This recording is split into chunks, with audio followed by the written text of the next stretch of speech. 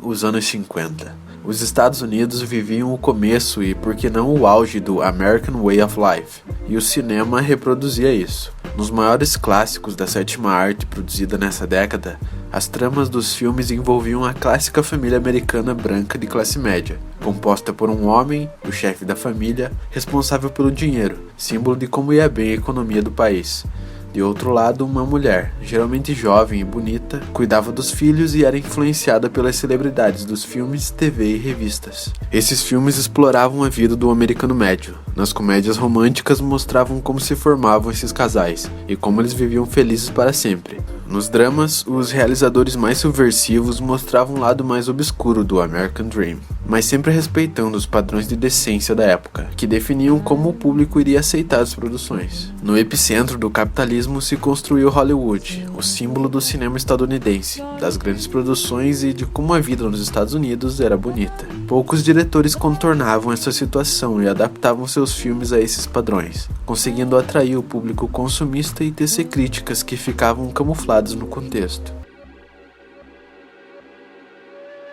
Alfred Hitchcock foi um diretor britânico, aclamado pelos seus filmes e considerado um dos mais geniais realizadores de todos os tempos. São dele clássicos como Psicose, Intriga Internacional, Um Corpo que Cai e Janela Indiscreta. Conta-se que ainda na tenra infância o pai de Hitchcock o fez passar uma noite inteira preso em uma delegacia, a fim de ensinar ao menino respeito às autoridades do pai e da polícia. Talvez essa experiência fez com que Hitchcock descobrisse desde cedo a natureza humana. O que pautou sua vida a partir de então foi representar essa natureza em seus filmes. O diretor ficou conhecido como o mestre do suspense. Todos os seus filmes são dignos de roer as unhas e criar teorias mirabolantes sobre o que vai acontecer em seguida. O suspense era apoiado em roteiros impecáveis, amarrados e conduzidos pela primazia do diretor com a câmera. Os temas seguiam as falhas humanas, por exemplo, a ganância de Marion Crane, o complexo de Édipo de Norman Bates e o voyeurismo de L.B. Jeffries. Mas Alfred Hitchcock merece um vídeo próprio. L.B. Jeffries, como citado, tem uma característica que o marca, que é o voyeurismo, espelhado na sua profissão de fotógrafo, mas ampliado pela sua condição no momento. No começo do filme, a direção de arte mostra tudo o que é preciso saber em um primeiro momento sobre Jeffries. O roteiro da câmera começa mostrando uma janela. Depois segue a visão que se tem dessa janela, revelando toda a vizinhança, a vida e a personalidade daquelas pessoas.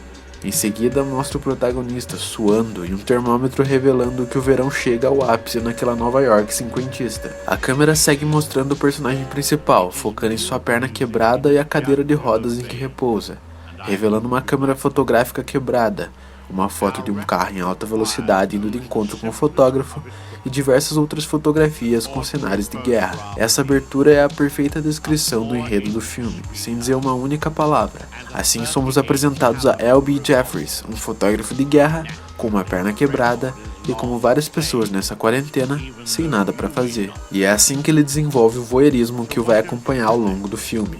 Voyeurismo é uma prática de curiosidade perante a privacidade de outras pessoas. É o prazer ou a mania de observar, e sim, pode desencadear em uma parafilia. L.B. Jeffries passa seus dias assistindo seus vizinhos e sendo criticado por sua enfermeira. Ele observa os diferentes traços de personalidade que cada um transpassa pela sua janela. Consequentemente, ele enxerga o lado obscuro, a imagem que as pessoas não passam a um primeiro olhar. Naquele verão, é possível observar pela janela vários arquétipos de pessoas da cultura estadunidense. Temos o casal recém-casado, que sempre tem a cortina fechada e estão frequentemente ocupados. Temos a bailarina, que é cobiçada e visitada por vários homens, mas não demonstra interesse em nenhum deles. O casal que gosta de dormir na varanda, a mulher solitária que passa os dias deprimida e o músico melancólico que transpassa um coração partido. Mas o mais importante é o casal do segundo andar do prédio à frente, um vendedor e sua mulher doente. Passam os dias discutindo até que um dia a mulher desaparece e só L.B. Jeffries parece perceber. Ainda temos Lisa, o interesse amoroso de Jeffries, interpretada pela saudosa Grace Kelly, mas que também merece um vídeo próprio, refletindo sobre a representação feminina nos filmes dos anos 40 e 50. O convívio em sociedade frequentemente resulta em desgastes. A urbanização fez as pessoas viverem muito perto uma das outras. Essa disputa pelo espaço é motivo frequente de brigas entre vizinhos. Não é difícil encontrar situações extremas de brigas que acabam resultando em algum crime.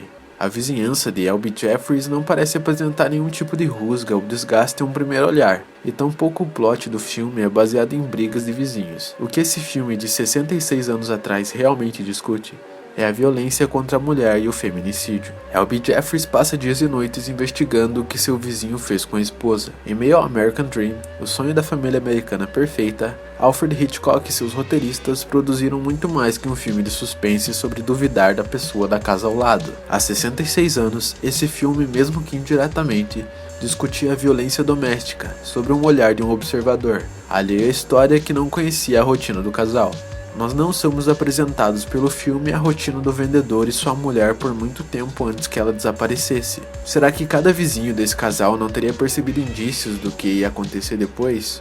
Ou será que no cotidiano corrido ninguém realmente se importava com a própria vizinhança? O medo que o filme poderia transpor às pessoas sobre não conhecer de verdade o seu próprio vizinho poderia facilmente ser interpretado como um medo sobre não conhecer de verdade o seu próprio cônjuge.